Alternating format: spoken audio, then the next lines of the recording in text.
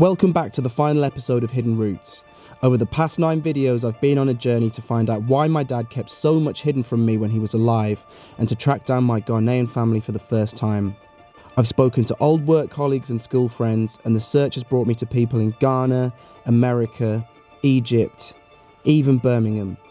In this last episode, all that searching finally pays off and leads me to my Ghanaian family. I get to put some names to faces, find out what happened to all my dad's brothers and sisters, and get some insight into why my dad suddenly cut ties with the family all those years ago. The day I met my cousin Edward started off pretty shaky because my friend Nana was supposed to be filming that day, filming us meeting for the first time and then spending the day with us while we hung out and chatted. But about an hour before we were supposed to get in a taxi and go over to Peckham, I got a call from Nana saying that she'd been knocked off her bike and she was pretty shaken. She was fine, but we both decided it was best that she stayed at home and looked after herself. So I went over to Peckham by myself, not knowing how I was going to film us meeting and how I was going to film the rest of the day. But I decided to be a bit cheeky, and just before I got out of the Uber, I asked my Uber driver if he would be okay to film us meeting, because I knew there was only one chance to get that on camera, and really luckily he agreed to do that. He was talking about how much family meant to him and how great it was that I was like trying to get in touch with my African roots, and he was like, yeah, let's do this, let's film it. So the footage of me meeting Edward for the first time was shot by Chad, the Uber driver. So Chad, thank you, man, I'm eternally grateful.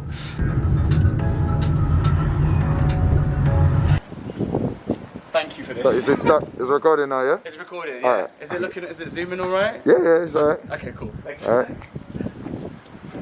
That's probably a weirder request that you've had. No, it's actually not. It's actually not. Trust me.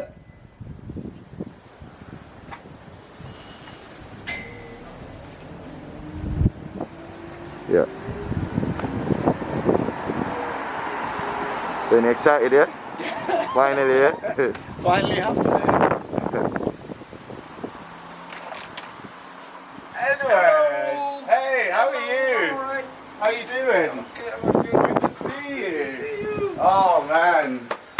Wow. Meeting Edward and the family was so amazing. They're the nicest, friendliest people. I instantly felt like I was a part of the family from the minute I walked in the door. And his wife Sarah and his daughter Jessica, yeah, couldn't have welcomed me more basically.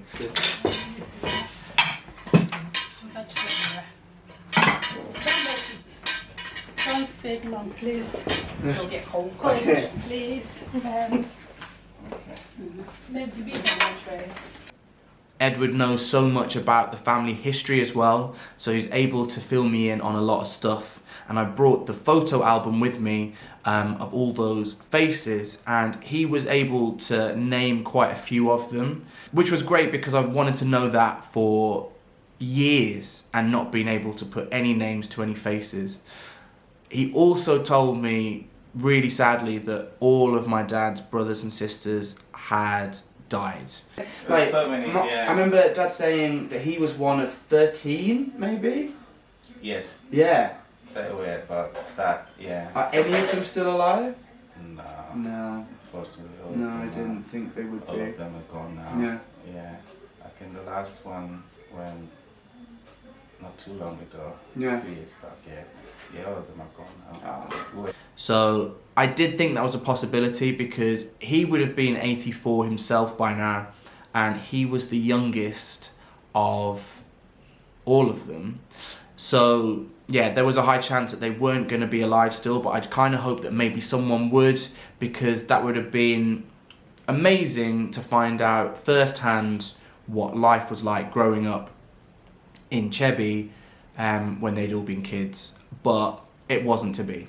Something that was pretty interesting was that Ed was really aware that Dad had drifted away from the family, but he can't put it down to any specific one thing. He doesn't think there was an argument or a big bust up or anything like that. No drama. He just stopped caring so much, or he just stopped picking up the phone as much. Thanks for watching, guys. If you're enjoying, then please like and subscribe.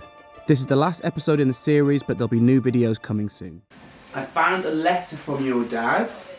Okay. I found a letter from your dad. I will remember that letter. Maybe you've even seen the letter? Yes, I remember. He wasn't very happy. No, He was not very happy. And I read it there, I was like, oh, Dad had some issues with this man. He wasn't happy. He wasn't actually making contact with people back home. Right. Kind of withdrew from the family. But So this that is what I wanted to know. Like, why did that happen? No one's got a clue. That's Really? something, yeah. I don't just think happened? it just happened that, he decided to kill himself. Even when the dad died, he only sent a card or something to wish. So he detached himself completely. Yeah. I seem to be the only one, because I was here, that we had that relationship. That's so strange. Yeah. I just wonder why he did it. And Ed couldn't say much more than that about it, really. So that was another thing where I was hoping for some resolution, where it was going to be this big story as to why Dad had stopped talking to the family. But from what I can tell, they just drifted apart for whatever reason. And he comes to London sometimes to do some work. And I'll meet him at Victoria. Okay. We'll go and sit in that pub. Yeah. Have a couple of drinks, and then catch up. catch the train back to, So I was actually, But it's so strange that why wouldn't he involve me in that? I might have wanted to meet my family as well, but he's like, no, I'll just go down the pub. Maybe he just wanted some time away from us. He just wanted to have a drink. Maybe. Yeah, catch up. Yeah. Yeah. So you sort of saw each other semi-regularly. Yes. Each time he's in London, I'll meet him. Yeah, and I guess he was here quite a bit. Yeah. He comes to London to do, because work brings him to London, and then he catch the train back to Wolverhampton. Yeah. So you had a relationship. We had a very good relationship. So I am back from the day with Edward and the family and meeting them for the first time. I'm really tired. It's been a really long day, but an amazing day. My heart is full. My eyes are heavy, but yeah, it's been a great day and so nice to meet such a lovely, welcoming bunch of people. And I didn't know what I was expecting. I've been looking for my family for all this time, but I never really knew what that meant because I didn't know who the people were actually that I was looking for. And now I've met a few of them and can finally put some faces to the idea of this thing that I've been chasing for such a long time. And yeah, I'm a little bit overwhelmed by it, but it's been really great. And I guess what I'm trying to do is not to put too much weight on the whole thing and too much expectation, because there is this, it's not an anti-climax, but there's definitely this feeling of, well, what now? Now I spent all this time looking for these guys and now I found them. What do we do now?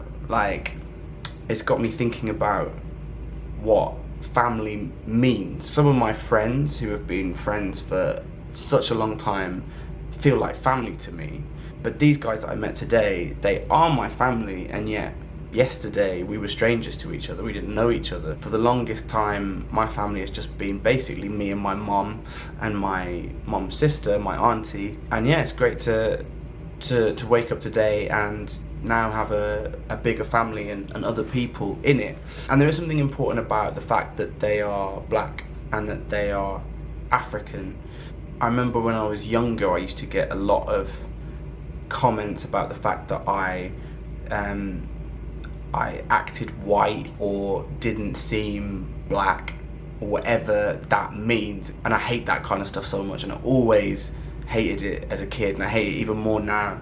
But if there was any truth in what they were saying at the time, I think it was coming from a place of the fact that the influences in my family were mainly white British influences. Like, Dad didn't bring much of himself and his culture and his past into the home, into our home, and in terms of the music in our house and the food that we ate and the sort of TV programs we listened to and the references and the jokes and all that kind of stuff, that really mainly came from my mom, who is white. And we spent a lot of time with my nan, my mom's mom, who's also white British, as is my auntie. So the main people in my life who were contributing to the person that I was becoming were white female influences. And yeah, it's cool now, even at this stage, when I'm already grown, to have some different influences from different places, and who knows what impact that will have, if any.